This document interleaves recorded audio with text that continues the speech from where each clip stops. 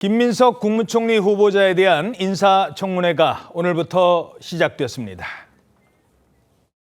존경하는 청문위원 여러분, 대한민국은 지금 안팎으로 총체적 위기 상황에 직면해 있습니다.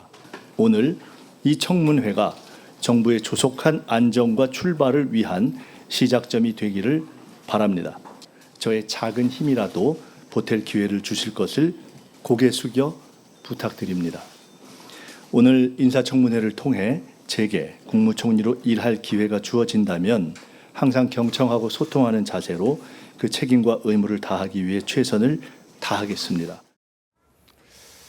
결국 증인이 한 명도 안 나온 그런 인사청문회가 열렸다고요? 네, 그렇습니다. 애초 국민의힘은요, 김 후보자의 가족 등을 포함해서 23명의 증인을 신청했지만 이후 가족 등을 전부 제외하고 5명의 증인만 신청을 했습니다.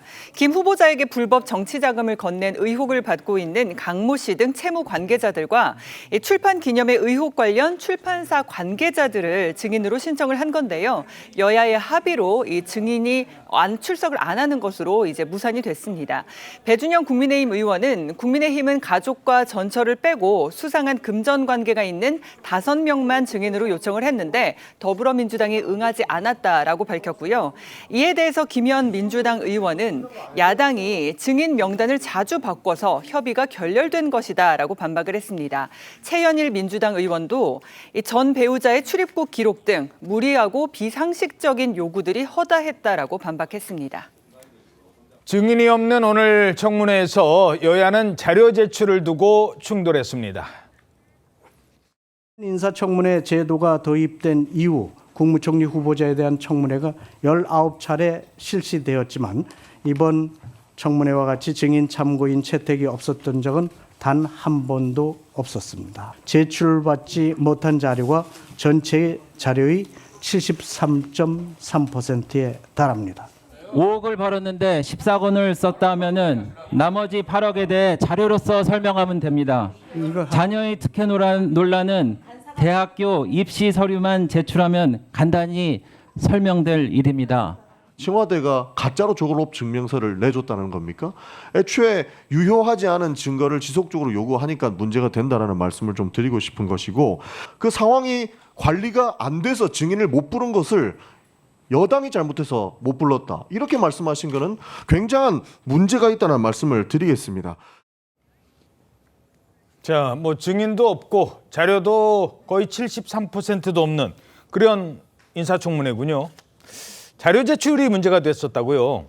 어떤 내용입니까? 이 국민의힘 간사를 맡고 있는 배준영 의원은 김 후보자를 향해 이 자리에서 사인을 해달라, 후보자가 자료로 입증하지 못하는 한 여태까지 나왔던 의혹을 모두 인정하는 셈이다라고 하면서 비판을 했고요.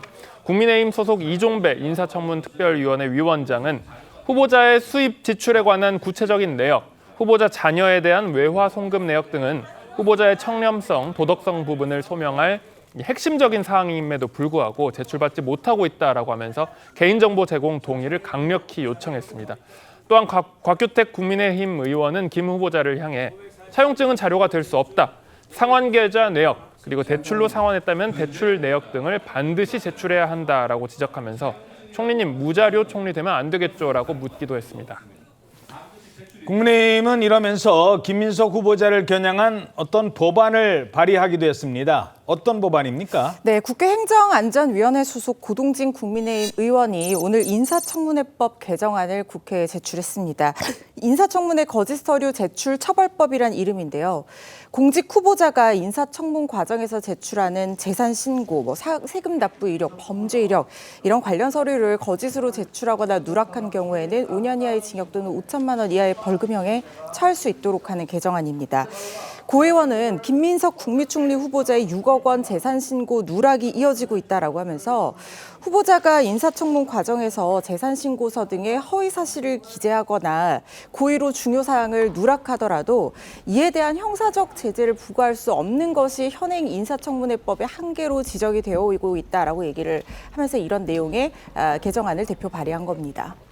김민석 후보자 어떤 답변을 내놨습니까? 김민석 후보자는 말씀 주신 그 자료는 그간의 인사청문회 전례와 규정에 따른 것이다라고 하면서 한덕수, 황교안 등 그간 국무총리 후보자들께서 본인에 대해 과도한 사생활 침해에 해당하거나 타인 자료가 존재하지 않는 경우는 자료 제공에 동의하지 않았던 것과 완전하게 동일한 규정과 원칙에 따랐다라고 이야기했습니다.